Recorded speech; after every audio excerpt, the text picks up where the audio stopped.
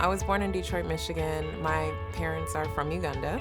And from a very young age, we've traveled as a family.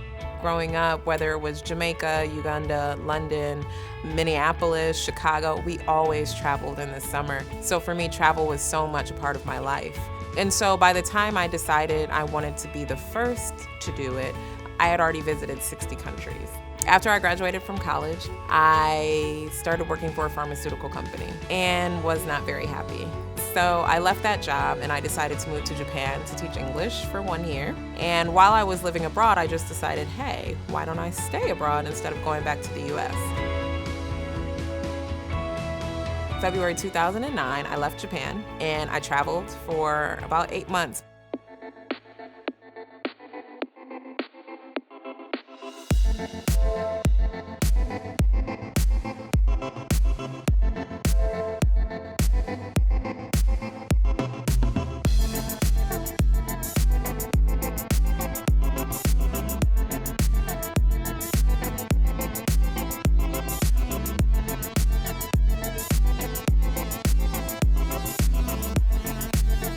I think in particular as a child of immigrants, we are raised to go to school, get a good job, and stay in that job for 40 years. But obviously things are changing.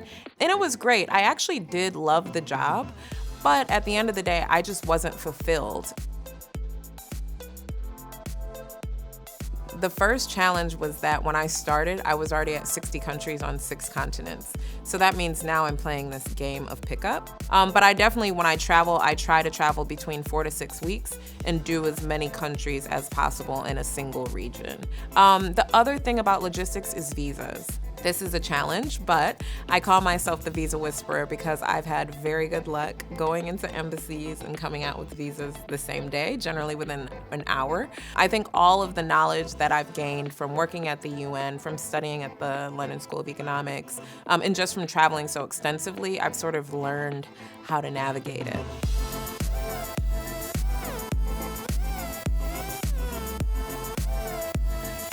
And it was a way to bring him into the fold. He got a scholarship to Western Michigan University before Uganda even had independence.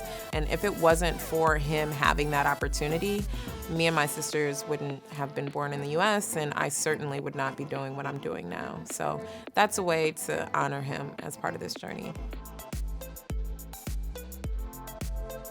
I think in particular for Black people and for women to be able to see someone like me out here doing it in such a public way, I think it can give other women and other Black people the confidence to know, hey, I can travel to all of these countries. I can be safe when traveling abroad. And so I really hope that when people see my story, it's not just about me doing it, but it also can inspire them. Maybe even if they don't want to travel, I just hope that it inspires people to just dream bigger. My biggest piece of advice for anyone that wants to travel is just go. I think a lot of times people get stuck in the planning process. So it's like, okay, I want to make sure everything is completely planned out to a T. Just go. Because the thing is, it's the fear, right? And once you can get past fear, there's so many awesome things on the other side of it. So really just go.